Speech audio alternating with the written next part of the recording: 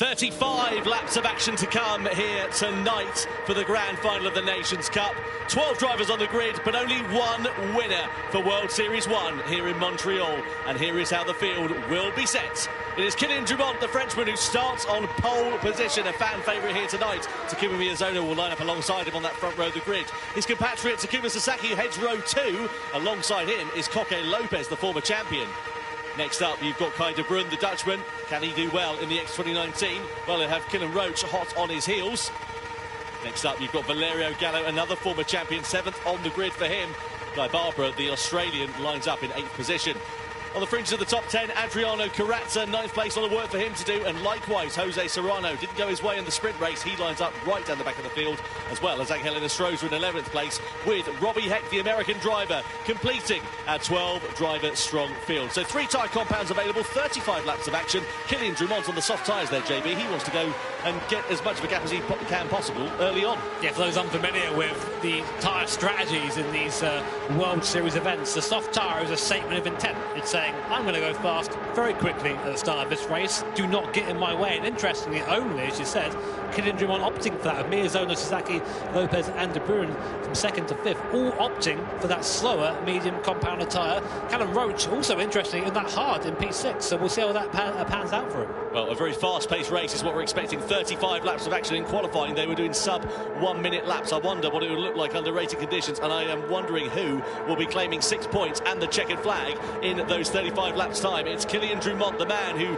won the sprint race a few moments ago, who starts on pole position, but will he be taking the checkered flag here at Road Atlanta? It's World Series 1 for the Nations Cup. The grand final begins now as Kylian Drumont leads the field down to the first corner, followed by Miyazono. And look at Lopez already dragging alongside Takuma Sasaki and taking 3rd place down into the first corner. So Lopez with a bold statement of intent, moving up a position. Miyazono for 2nd. Yeah, Sasaki definitely caught napping there as Gallo does the same to Callum Roach behind, goes up into P6, but Lopez already up into P3. That's important to do that early. If you think you have the pace, try and get out front early and try and get those lap times in. Make the best of a tyre on. Drumont, Miyazono, Lopez, Sasaki are your order as we go onto the back straight for the first time. Here, I would say, is the first real overtaking opportunity, but Carrazza down in P7 has already made up 2 places from his qualifying position in 9th. He likes to come back, does Carrazza, so we'll see how he does as the race goes on. Coming down the bottom of the lap for the first time, heavy braking downhill here, be careful of that. And then very tricky right-hander, try and be careful the throttle over the crest, and that is 1 lap done here at Road Atlanta. The pace is frantic already. Yeah, you can see just how fast they're moving around this circuit. You can see how much it funnels down and goes 1 at a time through that chicane as well. You've got an opportunity to go 2 by 2 down that back straight. Look at this, hard tyre runners, Roach, Barbara, Enestrosa, Heck, all into the pits at the end of this first lap. The hard tyres lava, they want to get off it and onto the softs. Yeah, so people coming in for that tyre, you're wondering why they're doing only 1 lap on this hard compounder tyre. Well, the regulations say you have to use 1 tyre at least once. It doesn't say each tyre at least once, sorry. It doesn't say how long you have to be on the tyre. So if the hard compounder tyre is a 2nd lap slow, you know what? In the bin.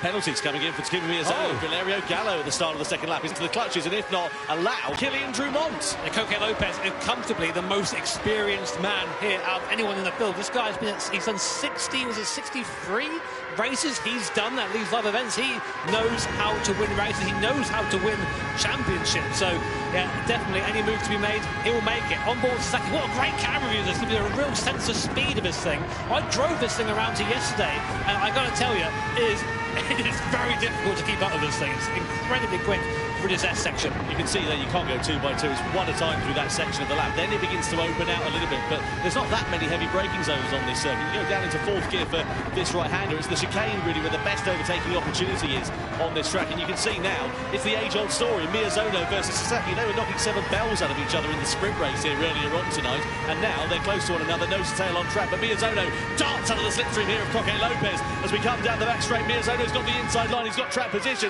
but does he have the overspeed on Lopez to get get second place back? He does. So Miozono firmly asserting his dominance over the Spaniards. The draft is so strong in these cars. And you might notice, look out front, look who's managed to break that draft already on that soft tyre.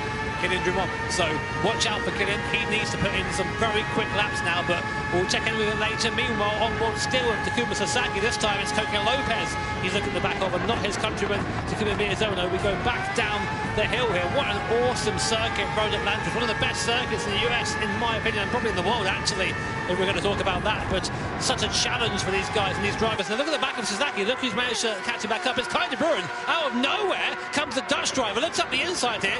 Inside onto the straight, and Kai de Bruin up into 4th place there. Just biding his time, made the pass. But now he's going to be giving that draft to Sasaki behind him. Yeah, lunging onto the scene and lunging to the inside of Takuma Sasaki was Kai de Bruin then, and Sasaki's trying to repay the favour as we come down this back straight. A bit of a tap of the lights there for de Bruin as we head down into there, but you can see him feathering the throttle here, Takuma Sasaki. He doesn't want to go past, he wants to use the slip through to his advantage. I wonder, because we're expecting this to be a bit of a fuel consumption race as well, if he's just trying to save a little bit of fuel in these early stages as well. Yeah, Stewart Seaman thinking something to investigate there between the two drivers. I don't think so. It's just hard racing from there. But going back up the hill here, and already the gap between De Bruin and Lopez. You see this going on. Here's a replay actually of a bit further down the hill. This is Serrano and Carrazza.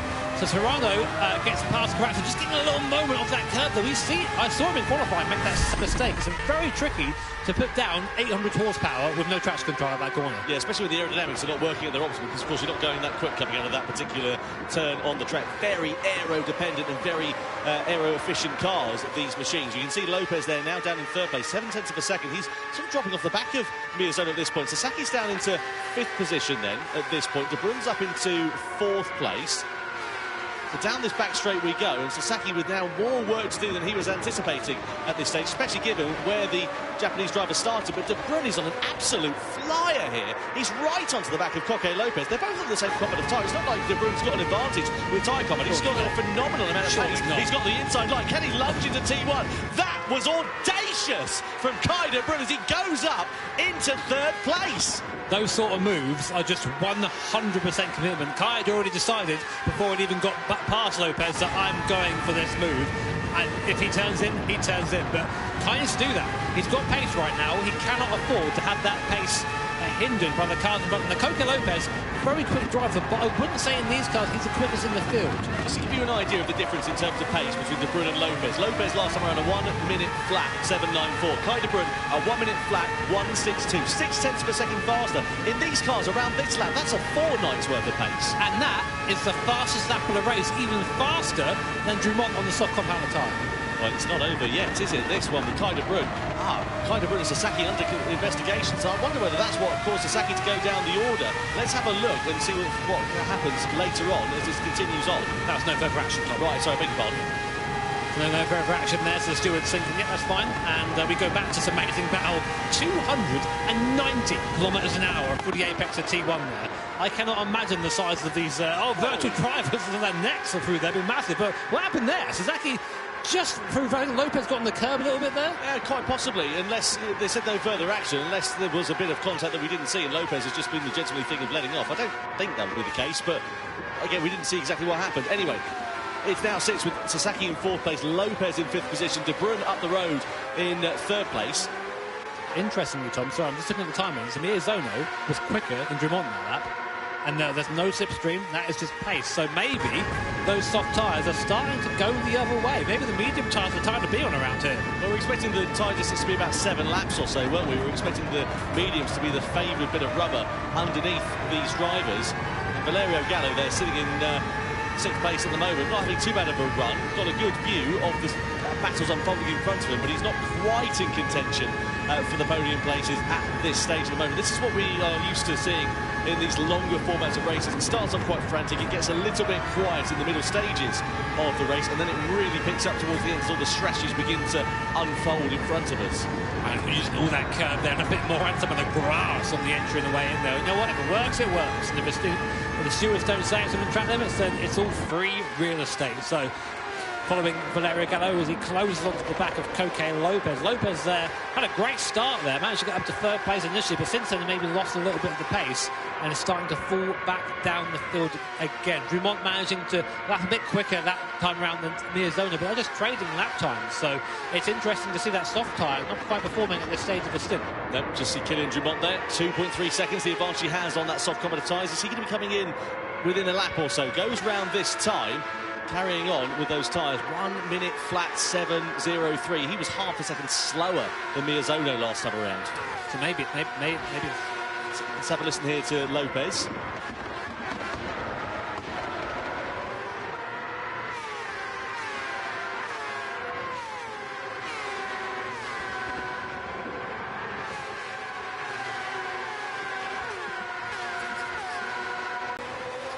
Well, fascinating to hear there from Coco Lopez.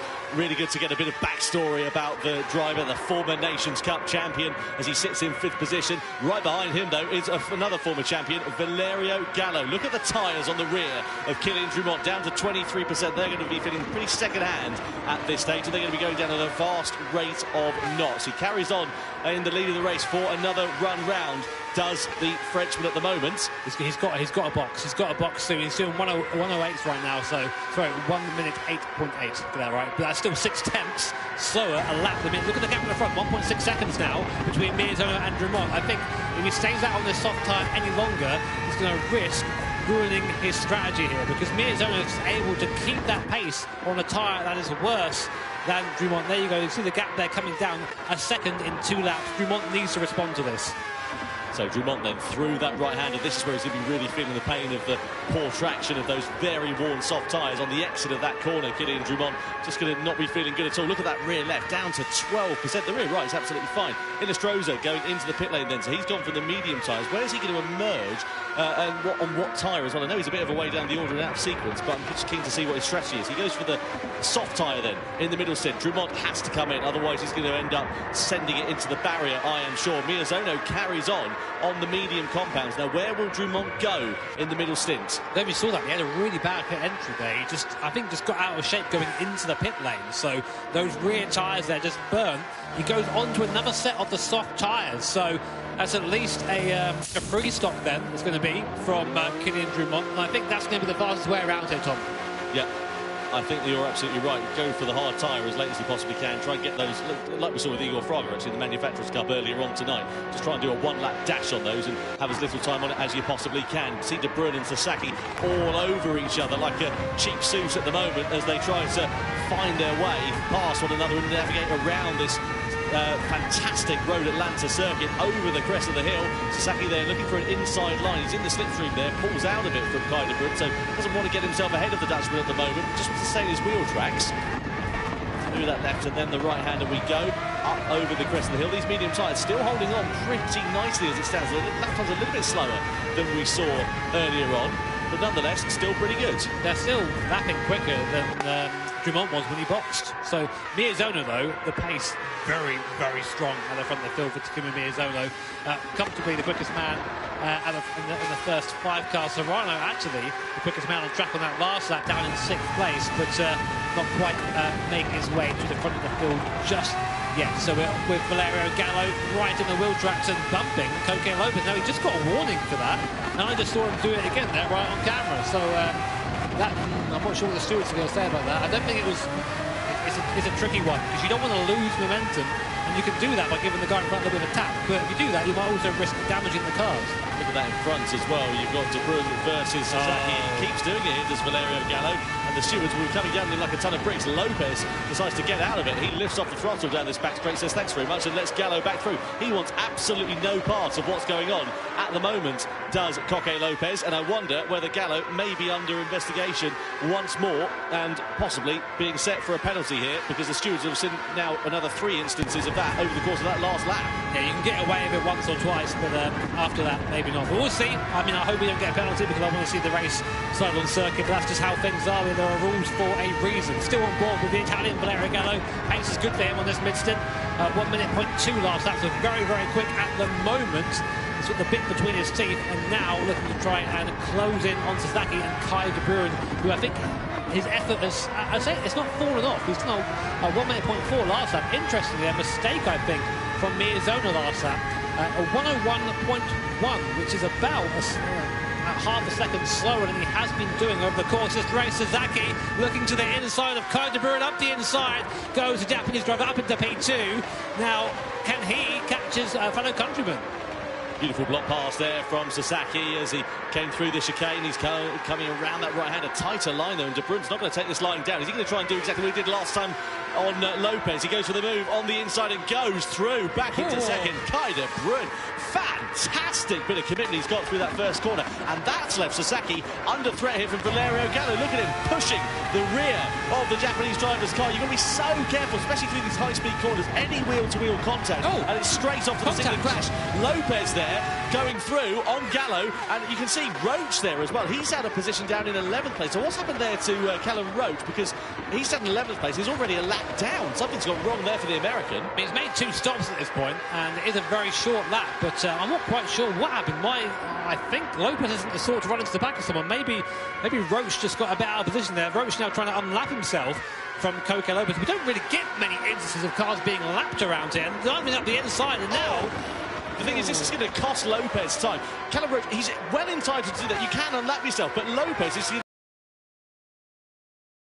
after this one because it's ruining his race at this stage. And look at the gap now that's been presented between himself and Sasaki. It's up to half a second. Now he's got all of that hard work to do again with a fast and furious American behind him. Stewards are going to be busy on this one, I think. Yeah, what an interesting scenario, because we've never had a lap that's been this quick in these cars. And if you box twice earlier, which is what Callum Roach has done to try and have a fast run later on, then you can end up being a lap down. But honestly, at this point, I don't know what the rules are. Right, let's see what the stewards do. Another bit of contact. Yeah, the thing is, it's too forceful, isn't it? If you're able to unlap yourself, fair enough, but you can't go and crash into the other side of the other driver. And you see, he picks up a warning there for colliding with another car, and I wonder whether it's going to be long before we see the stewards coming down on this like a Gallo. Look at this. Now Gallo's trying to take advantage, trying to get his move done on the inside of Roach. Oh, this is getting very scrappy indeed. Lopez getting hung out to dry here. More hip and shoulder, more contact, and Serrano is coming through on his countryman as well, and does so for 4th place. So Serrano, in all of that drama, now moves on to the back of Takuma Sasaki for 3rd. All this does is benefit Miyazono and Kai de Bruin, who are just outside of this battle. But yeah, I don't really know. It seems that it's just desperation from Callum Roach, because he's a lap down. He knows he's got pace in the tyres, but he can't do anything with it because he's stuck in this train. So I mean, Miyazono there, a track limit penalty for our leader, so that's going to help Kai de Bruin a second. That's a massive penalty. This might allow Kai to have a run coming down to the bottom, so he'll cross the line, serves the 1 second penalty. Look in the mirrors there, look in the rear view mirror, that is Kai de Bruin right behind us, closing up at a rate of knots. Won't quite be close enough for a move, but just like that, a 2.2 second gap is down to 4 tenths, and a mistake there from Kai straight away. I think he got a bit too excited, a bit too quickly there. Bit of target fixation. Miyazono decides to just sack off that lap, comes into the pit lane then on the medium tyres, and decides to get a new set of boots on. That leaves De Bruyn out in front to lead a Gran Turismo World Series race for the first time in 2024, as Miyazono goes then onto the soft compound tyre. Carazza also in as well from the mediums. Where's he going to go? Where's Drummond? There is our earlier race leader. Thankfully for him, he's kept out of all of the drama that unfolded in front of him, where we saw Roach getting involved in the action. Where's Miyazono? So Drummond comes round now on the exit and comes out ahead of Miyazono. That's very important for Kylian Drummond. So good pace there for Drummond on that second stint. And there is Miyazono. That's a big gap there between Drummond and Miyazono. 7 seconds Drummond has pulled on that stint, just on that soft compound of tyre. So it's looking like it's going the way of the Frenchman at the moment, but he does still owe some moments, but he does still owe some more tyres. So let's see a replay of what happened here. Gallo versus Lopez up over the right. That's the moment there for Gallo. Whoa! Okay. Thankfully, Nemar's following him and collecting him in that, but that could have been a bit more messy. Kai de Bruyn, former race leader, now into the pits, off of the medium tyres. Where's he going to go in his strategy? Most people have gone soft in the middle stint. And indeed, he does have a soft on then. So Kai de Bruyn goes into the pits and will emerge where? That's the question, because he's had good pace actually in this middle stint of the race.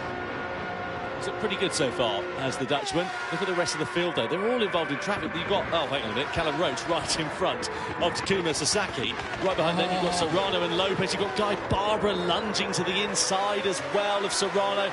The thing is, I get it, they're involved in their own battle further down the order. They're entitled to be involved in their own race, but you can't go and compromise somebody else's. I can tell you right now there's going to be some words after this race between the drivers, I think, because it's just one of these difficult situations where if you are in the lead, I mean, we do operate the sort of blue flag rule here, and you are entitled to overtake if you're quicker, but it's to the point where they're interfering so much that it's changing the outcome of the race. Sasaki at the moment, so this is interesting. Sasaki, I think, is still stuck behind Callum Roach, or was last time we checked anyway. And this all goes in favour of Miyazono and Dumont, who are not currently sort of stuck in this train. So then, over the rise we go. There is Jose Serrano. Takuma Sasaki, your race leader, as it stands for the time being. Dumont there in fourth place. He's got 5.5 seconds of a gap now over Takuma Miyazono. And it's looking quite nice here for Dumont. Of course, it's a slightly older softer compound of tyre, but that should be okay for him. Don't forget, they have to run every compound of tyre in this race. They must run the hards, the mediums, and the softs. There is Jose Serrano, seeing the wheel tracks of Takuma Sasaki. I suppose the one advantage here for Sasaki is he's not having to punch the hole in the air in front of him. He's getting a bit of a slipstream here, which might be a bit helpful. Let's check his lap time. If he stays out, will he stay out one more lap? He does.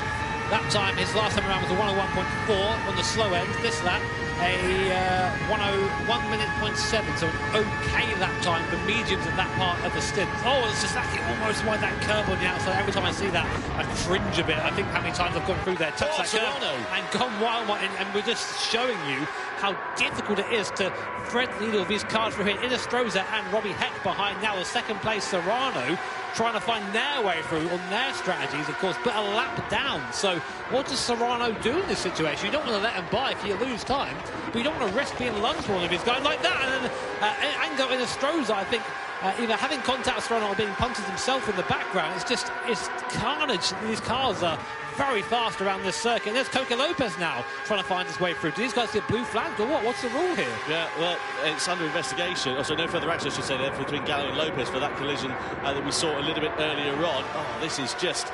You can feel the heart sinking for Coque Lopez here because he's right behind these two drivers who are squabbling, quite rightly, for their own positions at the moment, and it's just costing him time. Serrano comes into the pit lane then at the end of the 21st lap. Lopez does it. Well, he had no choice, though, did he, really? I wonder if that forced his hand. I wonder if Dumont and Miyazono sort of foresaw this. I was like, OK, you know what, we're going to box and not get involved in any of this. Interesting, that gap between Dumont and Miyazono. It was about 6 seconds when Dumont, who has just actually come back into the pit lane. So he's come off that soft compound tyre. I think he realised that the tyre doesn't last quite as long as he wanted. Now, will we see the medium compound tyre come on here? We do see that medium compound tyre. Now, will we take that for 13 laps? I think it will last that long quite comfortably, then go on to the hard tyre for the last stint. Yeah. So, no further action there with Inestrosa versus Robbie Heck for their collision. Out on track, the stewards decided that all's fair in love and war as it stands. So, Sasaki, the only driver who hasn't made a pit stop in this race, just to remind you, he's managed to run those medium tyres, I should say, 21 laps from the start of this race, which is mightily impressive, but I bet you they're going to be feeling pretty clapped out now, and he'll come into the pits, and indeed he does. That is going to release Takuma Miyazono to the lead of this race. Now, where does Sasaki go in terms of his strategy? He's been on the mediums. Does he go for the soft in the middle stint and try and run the hards right at the very end, or does he do a middle stint on the hards? He does do a middle stint on the hards. Now, how long is he going to run this for? You'd imagine one lap, one and done, then stick the softs on for the end of the race. We have had 2 drivers on this stint, 3 drivers finally dip below the 1 minute mark. Kylian Dumont, fastest lap from him on the soft tyre, that last time was a 59.5, so getting quite close to qualifying pace there. These guys really on it right now, and these moments of clear air for Miyazono, for Kylian Dumont, this is where the race is going to be won or lost. So right now, if we look at all the gaps, Dumont's in clean air, Miyazono is out front, there's no one in front of him now. He can just drive into that with that soft compound tyre, and we know his pace is good. He's going to want sub 1 minute laps every lap now. Qualifying pace is needed for Miyazono if he wants to win this race. So, on board here we are with Coque Lopez. Up front there is Takuma Sasaki through that right-hander. There you go. You've got Kai de Bruyne not too far up the road there as well. Just in front of them, I think that's a bit of black traffic once again in this race, isn't it? Looks like it, yeah. Yeah. fact, or is that Jose Serrano? It's difficult to tell from this angle as we come down this back straight. You see Lopez there closing up onto the back and lunges his way to the inside for fourth place. Decisive there then for Lopez. Obviously he's on the soft competent tyre compared to Sasaki's hard, but that just goes to show you how much more grip he's got under braking. Yeah, I mean, that was just easy move for Coque Lopez. Up into P4 now. This is Coque Lopez's favourite place. He loves a P4, does Coque Lopez, so we're sort of hovering around here.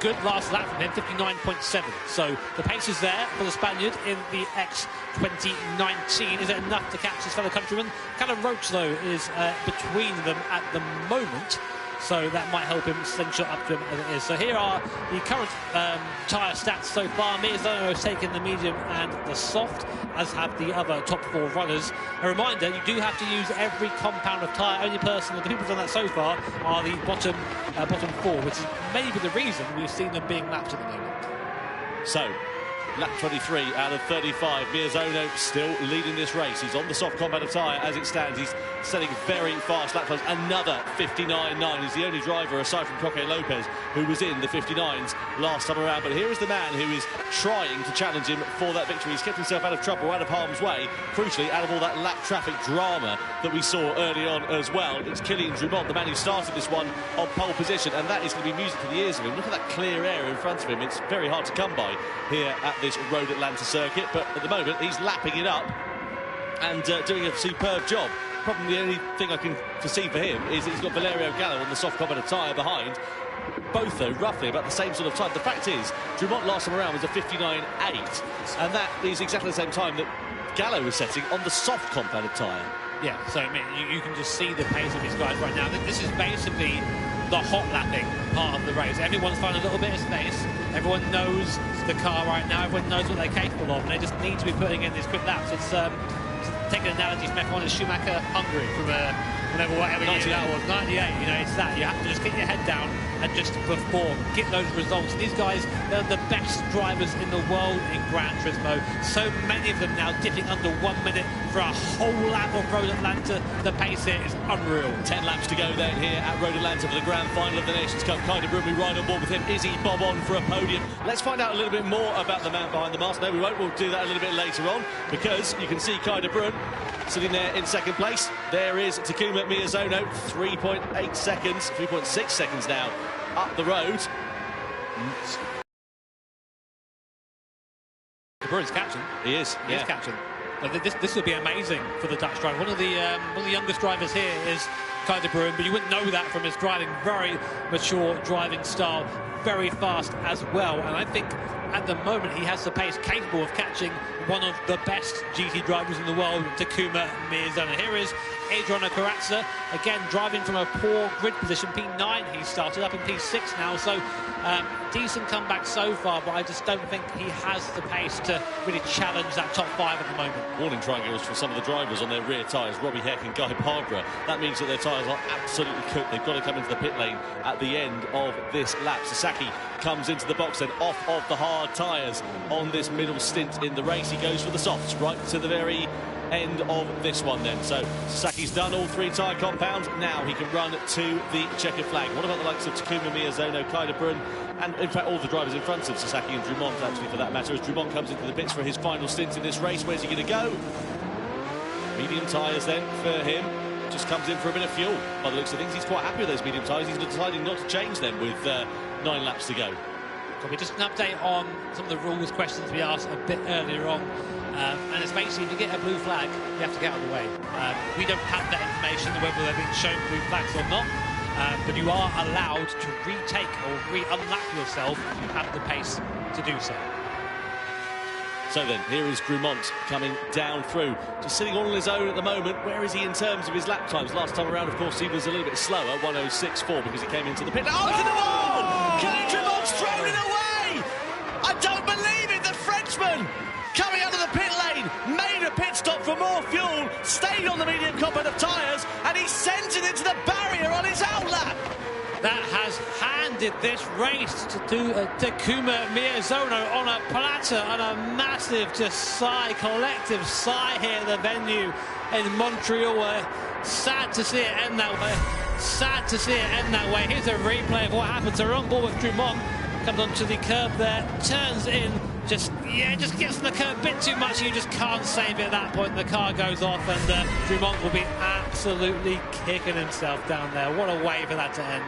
Such a shame for Kylian Dumont. Now, look at this. Battle for second between De Bruyne and Serrano then. Down the start-finish straight we go. Serrano's going to send it on the inside. Oh, fantastic from Jose Serrano as he takes the lead at the start of lap 28 to the delight of the crowd. Miyazono into the pits then, onto the hard compound of tyres on lap 28. Surely he's going to want to run this for as short as he possibly can. But, I mean, you're looking a bit confused with that one, JB. Yeah, it's an odd place to take the hard tyre. I mean, you can run soft to the end here, you can run mediums to the end here. To take the hard tyre, it just feels like there's a bit of a miscalculation there from Miyazono. So what I would like to see is that lovely little tyre graphic we have showing what has been run by each driver so far, so we can better understand what's going on. Here we are then. So Miyazono, yeah, he's going to go on that hard tyre. Doesn't have to stop again.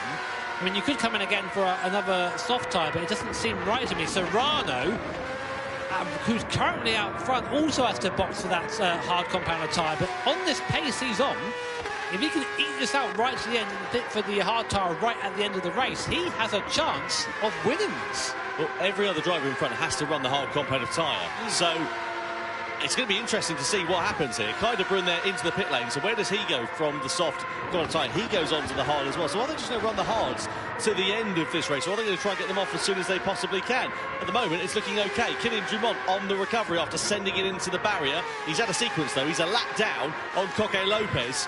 And Lopez sitting in second place at the moment. It's a Spanish 1-2 with just 6 laps remaining. As De Bruyne comes out of the pits, he's going to be net on for a podium as it stands now here in World Series 1 in 2024. He's driven a quite superlative race. I don't want to jinx it because I know what the commentator's curse is like, but he's having a fantastic run of things so far. Just looking at the lap times right now, what I would like to see is a lap time for Miyazono on this hard compounder tyre. So we'll keep an eye on that because that's going to be pivotal. That pace on that hard tyre is going to decide this race for Takuma Miyazono. Right now, Serrano blistering lap times to him, low 59s from Jose Serrano. So he knows this stint counts. He knows he has to push now. Coque Lopez also putting in some decent lap times, just not quite as quick as his fellow countrymen. There is Takuma Miyazono. There is Kai De Bruyne. So that is the race for them now. They're both on hards to the end of the race. So it's going to be a straight fight. Serrano again well into the 59s. I'm still waiting for Miyazono to come through the last part of the lap to see what sort of pace he's on. What he needs to be maybe is within a low 1 minute lap time. Anything more than that, it's a 1 minute point 6 for Takuma Miyazono, which is not a bad lap on that hard compounder tyre, but it's 8 tenths slower than the current leader. Yeah, Serrano and Lopez still eking it out on that soft compounder tyre. You can see the rears, though, getting pretty second-hand, to be honest with you. So I wonder whether they'll be coming in at the end of lap 30 for a new set of boots for the hard tyres to the end of this race. What does Serrano do? No, goes round again. I would, if I was him. Yeah. I would do exactly the same thing. I would that tyre for as long as possible, the hard for the littlest time, because he's still capable of doing these sub-1 minute laps. Every lap he's doing that, he's building that gap to Miyazono or closing it, depending on the aggro. We don't really know where he sits right now, which is quite an exciting thing. But again, Miyazono, yeah, about 6 to 8 tenths a lap slower at the moment. So it's going to be close, isn't it? It's going to be really very close at the end of this one. I hope you're excited for this as much as we are here in the commentary box. So a Spanish 1-2 at the moment. They both got the hard compounder tyre. They both got their final pit stops left to run in this race. There's Valerio Gallo. He's up the road in 6th position, and this has been a fantastic race from Jose Serrano, part of the Spanish team which won the Nations Cup last year, along with Paul Ura and Coque Lopez, of course. And Serrano continuing where he left off. These guys are now to win races. They are the Spanish contingent here in the GT World Series are all massively decorated, extremely quick, extremely consistent. We used to call Coque Consistency Lopez as he comes into the pits now to, I think, come onto that hard tyre for the last part of his stint. But a good drive so far from Lopez, I think.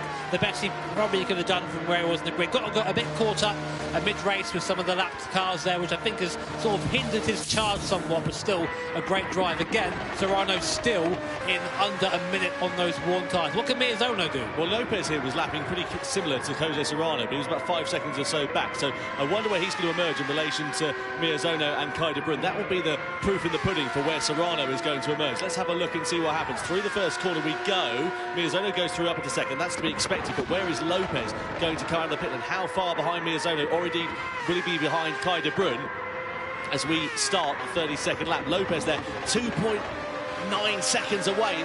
It's going to be pretty close. But look at Serrano. He's now built that gap up to 31 seconds. Has this been a masterclass from Serrano? He comes into the box now for his final pit stop, has to take that hard compounder tyre.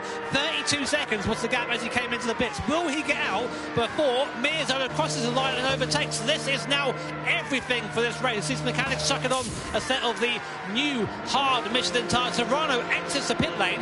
Where is Takuma Miyazono on the track map? He's still going through the last chicane. There's Miyazono now.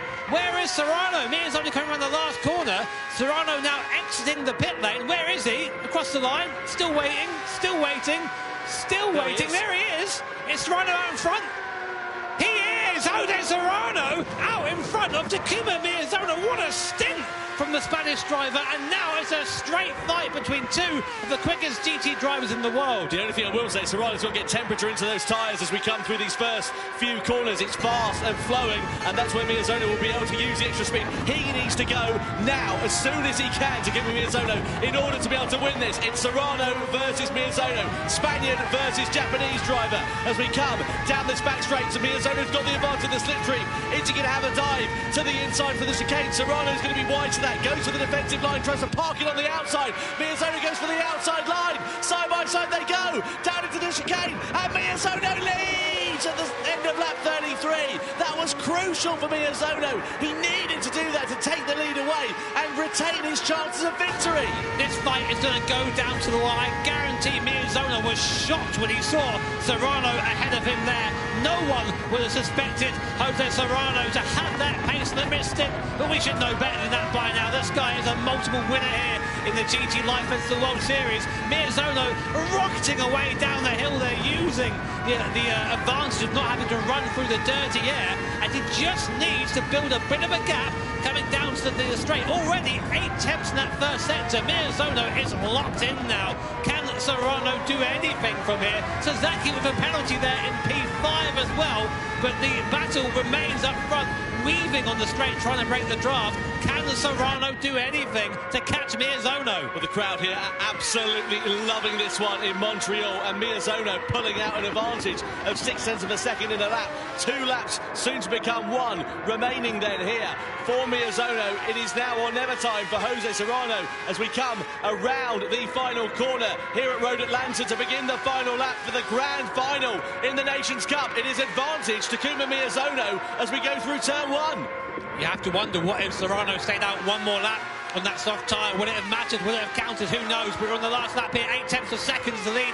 Miyazono just rocketing away in that first sector. I think Serrano had a mistake there. The gap over 2 seconds now, and Miyazono showing you why he's one of the most respected drivers in the Gran Turismo community. This guy putting on the clinic here. He's only got half a lap now between him and victory. Miyazono looking dominant once again. This has been an absolutely fantastic performance from Takuma Miyazono. It looked like it had swung in the direction of Jose Serrano, but Miyazono was there. The temperature was in his tyres. He was ready to pounce. He had the initiative. He took the initiative. He took the lead of the race away. And now he comes through the final series of corners. What a commanding drive from Takuma Miyazono here in the Nations Cup as he rounds the final corner at Road Atlanta to win World Series 1 here in Montreal. Fantastic! Takuma Miyazono takes top honours. It's a double Spanish podium with Serrano leading home Coque Lopez as well. And a fantastic race for Kai de Bruyne, the Dutchman. 4th position at the checkered flag. But what a drive. He's not a triple world champion for no reason at all. That was the drive of a man who wants to get another title in 2024. Amazing drive by Takuma Miyazono, but of course big mention to Jose Serrano. He's +8 positions from his starting place. He almost won this thing. That middle stint was outstanding, but you have to wonder what could have been if there wasn't all that confusion mid-race with the lapped cars. That definitely cost Coque Lopez, definitely cost Jose Serrano, definitely cost Kai de Bruyne time. Miezono was probably the only one that didn't get in the way of that one. So, but amazing racing here, and just like always, the Nations Cup comes down to the last lap. What fantastic viewing. Let's have a look then at some highlights from that fantastic race. Takuma Miezono taking top honours, but it was Kylian Drumont who started it on pole position on the soft competitive tyre, and it looked like he was bob on for running a blinder of a strategy. We saw some great moves being made from Kai de Bruyne as he elevated himself up the order. Coque Lopez here with Sasaki as well. They had a bit of contact with one another earlier on in the race. And it all got a bit messy in the mid-stint as we saw some lap cars getting involved in the action, which cost a lot of...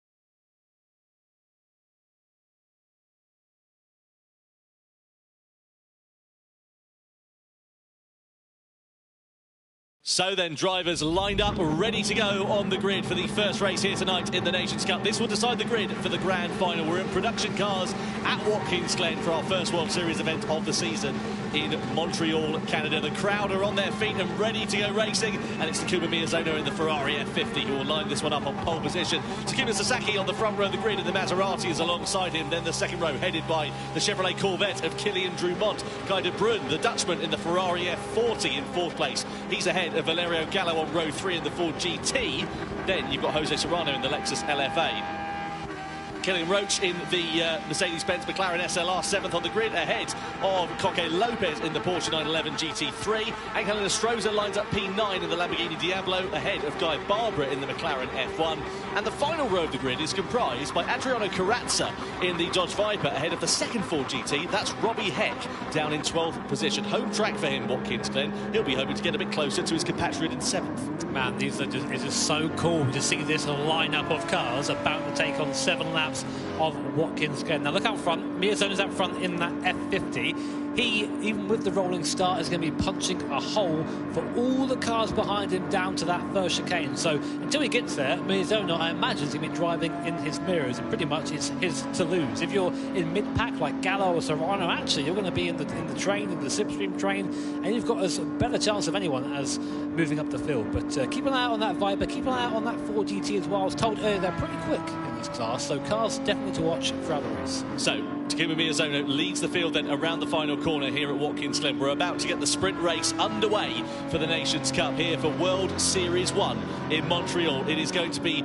Takuma Miyazono leading the field across the timeline, but who will be taking the checkered flag in 7 laps time and starting on pole position for the Grand Final? We're about to go racing here. The Nations Cup is underway in 2024 as Miyazono leads the field down to T1, followed by Sasaki and Drumont. Don't expect any dive bombs down towards the first corner. That rolling starts spreading the field out a little bit, but when it begins to bunch up in the middle part of the first lap, that's where we could see moves being made. But Miyazono a little bit wide there. Sasaki having a half look to the inside into turn 2, but now he's right in the wheel tracks here of the Ferrari F50 as we come over the crest of the hill and in towards the middle sector, and Sasaki already trying to be on the attack here in the Maserati MC20. Drumont trying to follow him through as well. We're going to be attacking here with Drumont. He splits the two. That is absolutely fantastic for Kilian Drumont. He's on the outside of Miyazono and he leads into the chicane. What a start from the Frenchman. Third to first in half a lap. Yeah, big support here for Kilian Drumont as he makes his way up into first place. Sasaki then just ran into the back of Miyazono, killed his momentum, and that just allowed Kilian Drumont, who had the slipstream, just to drive on by. Meanwhile, Guy de Bruyne behind is defending hard from Valerio Gallo in that Ford GT. It is Ferrari, Ford, Lexus and McLaren SLR line astern at the moment as we come onto the boot section here at Watkins Glen. Uphill right hand to get into the inside, get into the camber, let it use that to turn the car, and now accelerate hard uphill towards the next heavy braking zone. Gallo there looking very aggressive and kind of just putting a wheel on the grass. That will slow him down a little bit coming over the crest. Looks like Gallo's going to have a chance here. Looks to the inside. We know he can just make a move easily there. Gallo up the inside, up into P4, and he'll be now in pursuit of the top 3 in front of him. These are the kind of races I absolutely love in Gran Turismo. The gloves will be off. It is all-out war with these drivers. It matters for where they're going to start on the grid for the Grand Final. Guy de Bruyne there, a little bit wide. Serrano looking through on the inside in the Lexus LFA. No, can't find his way past at the moment, but look at the gap the top 3 have got already at the end of this first lap. It's Kilian Drumont who leads the field around the final corner at the end of lap 1, followed by Miyazono, followed by Sasaki.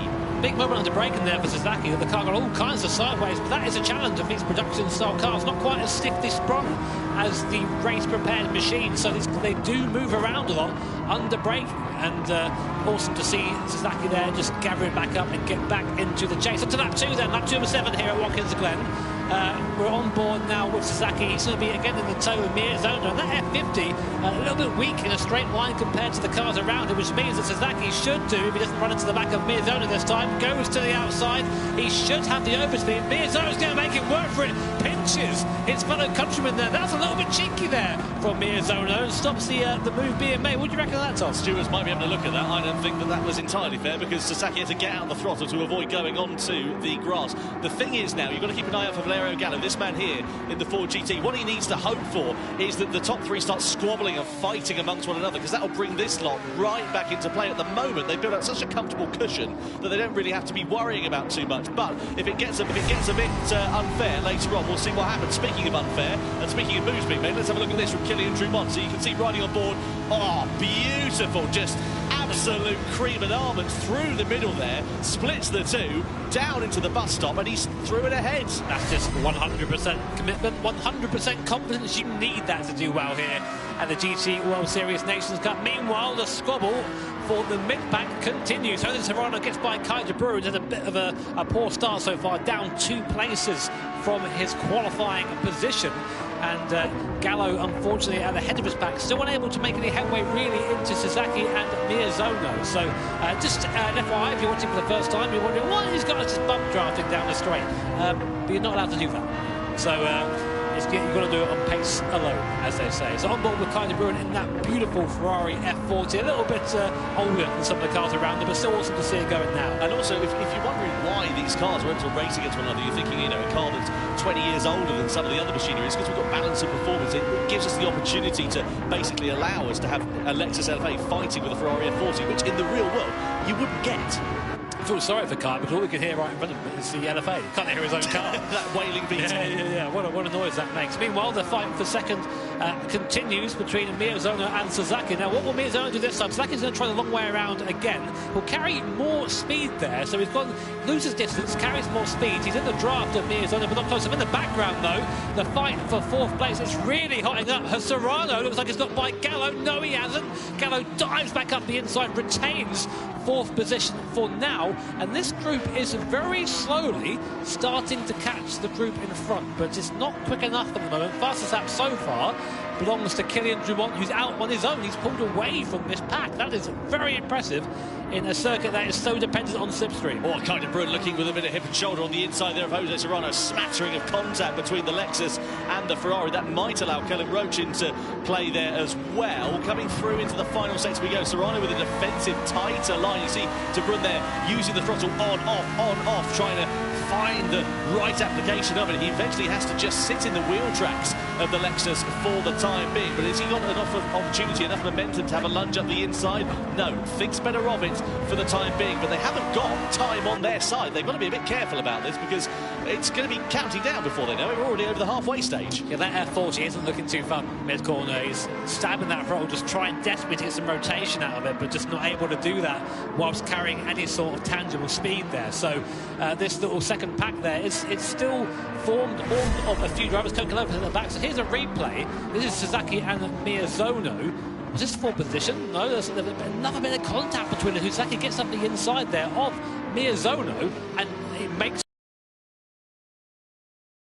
watching the battle, so our apologies there, but Sasaki does get by Miyazono then finally, and now is able to chase Kylian Drumont, but I think already it's maybe a little bit too late. Yeah, 2 seconds in, 3 laps. It's going to be a very tall order, that's for sure, for Takuma Sasaki, Valerio Gallo, Serrano, Kai de Bruin. You could throw a blanket over these 3 drivers at the moment. They are absolutely giving no quarter at the moment. You see de Bruin darting out of the slipstream. You can see Roach there in the background in the McLaren SLR trying to go through. Here comes Serrano. He's going to go past Valerio Gallo if he's not too careful. Down the back straight we go into the chicane. Gallo once again has track position. Does that upset Serrano's rhythm and allow de Bruin maybe an opportunity from behind to try and attack? He's in a really unfortunate position here, is Jose Serrano. Such is the close competition that we've got. He's having to look in his mirrors whilst trying to keep an eye on what Gallo's doing in front of him. Yeah, really strong defending there from Gallo as well, just being very assertive with the positioning of the car, saying no, I'm going to this is my corner, I'm having the apex. And Serrano, through experience and through skill, I might add, just able to decipher that body language from Gallo in front and go, you know what, okay, I'll back out this time, we'll give it another go